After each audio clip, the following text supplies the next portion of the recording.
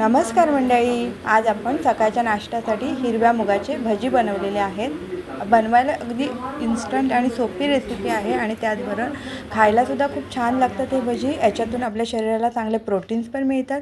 तर हे बघा, इथे मी हे हिरवे मूग भाजीसाठी भिजायला ठेवले होते, परंतु भाजी बनवली नाही। मुलीचा टिफिन कॅन्सल झाला होता, त्याच्यामुळे मी भाजी बनवली नाही। तर इन्स्टंट असे सकाळच्या नाश्त्यासाठी मी हे भजीच बनवले होते। तर इथे मी हे मूग घेतलेले आहेत, त्याच्यामध्ये स्वच्छ धुवून घेतले।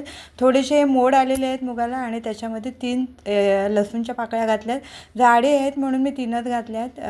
त्याचबरोबर 4-5 हिरव्या मिरच्या घातल्या, एक आल्याचा तुकडा घातला, जाडसर असं हे वाटून घेतलेलं आहे। आणि आता याच्यामध्ये मी 1 चमचाभर ओवा घातला आहे, एक कांदा थोडासा जाडसर कापून घातला आहे, कोथिंबीर घातली आहे आणि त्याचबरोबर मीठ घातले। आणि याच्यामध्ये मी 1 चमचा कॉर्नफ्लॉवर घातलेला आहे, जेणेकरून ते भजी थोडीशी चांगली क्रिस्पी होण्यासाठी मी याच्यामध्ये कॉर्नफ्लॉवर घातले। इन्स्टंट झटपट असे होणारे भजी आहेत आणि खायलासुद्धा हे भजी खूप छान लागतात चवीला। तर इथे आपलं बॅटर तयार झालेलं आहे।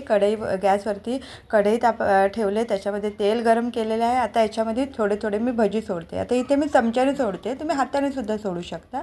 तर थोडं सोडते, कारण ते जेव्हा फ्राय होणार तेव्हा ते छान असे फुलतात आणि कॉर्नफ्लॉवर घातल्यामुळे ते चांगले फुलतातच, क्रिस्पी पण होतात।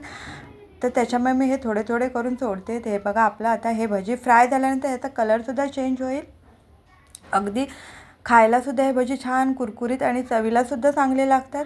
हे बघा, आपले भजी आता बघा, भजीचा रंगसुद्धा चेंज झालेला आहे आणि आपले भजी क्रिस्पी भजी अगदी तयार झालेलं आहे। सकाळच्या नाश्त्यासाठी किंवा टिफिनसाठी सुद्धा तुम्ही हे देऊ शकता। तर प्रत्येक वेळी भाजी करून पण कंटाळा येतो, मग अशा वेळी त्याच भाजी न करता त्याचं काहीतरी वेगळंसुद्धा आपण बनवू शकतो। तर इथे मी हे भजी बनवले आणि सकाळचे नाश्त्यालासुद्धा झाले, मुलगीसुद्धा खाऊन गेली, मिस्टरांना पण आवडतात, त्यांनी पण खाल्ले। ते बघा, आपले इन्स्टंट असे भजी तयार झालेले आहेत आणि चवीलासुद्धा हे भजी खूप छान लागतात। तुम्ही हिरव्या चटणीबरोबरसुद्धा खाऊ शकता। तर आमच्या इथे जास्त सॉस किंवा जी लसूणची चटणी असते तिच्याबरोबर खायला आमच्या म्हणजे माझ्या मिस्टरांना, मुलीला त्याच्याबरोबर खायला आवडतात। तर हे बघा, इथे मी प्लेटमध्ये